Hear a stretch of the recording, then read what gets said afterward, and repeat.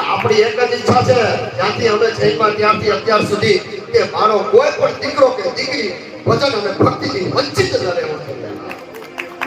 આવો હનુમાન ચાલીસામાં આવો અને અનેકને હનુમાન ચાલીસામાં જોડો મારો બાપ. જિંદગીમાં કોઈ દિવસ કાતરનું કામ કરો, સોય દોરાનું કામ કરો.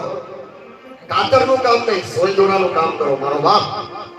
કાતરથી કપાય છે, સોય દોરાથી સીવાય છે. કોકને જોડતા શીખો, તોડતા નહીં મારો બાપ. હા, જેમ જેમ હનુમાન ચાલીસાની એટલી નામના કરો, આજુબાજુ પાડોશ આડોશ પાડોશ કુટુંબ પરિવારને ભેગા કરીને પણ હનુમાન ચાલીસામાં લઈ આવો, હનુમાન ચાલીસામાં બેહાડો. હનુમાન ચાલીસાની સિદ્ધિ એટલી બધી તાકાત છે ને કે તમારા જીવન પરિવર્તન કરી નાખશે.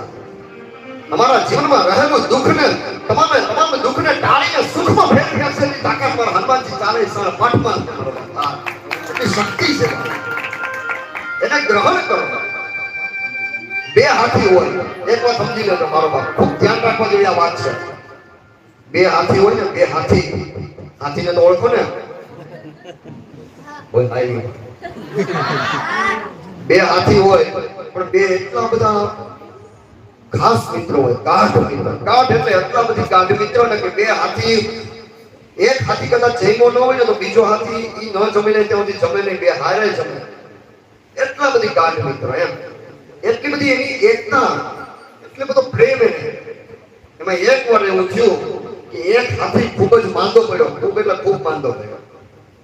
હવે બીજા હાથીને છે ને અંદરથી કરુણા ખૂબ થાય, દિલ દુભાય, દુઃખ બહુ થાય કે મારો મિત્ર, મારો સખા, મારો જીગરજાન આજે મારો આ મિત્ર બહુ માંદો પડ્યો છે, પણ હું કઈ કરી શકતો નથી. કઈ કરી શકે? તપન સાહેબ પાસેથી એની પાસે દવા લઈ આવી શકે? ના લઈ આવી.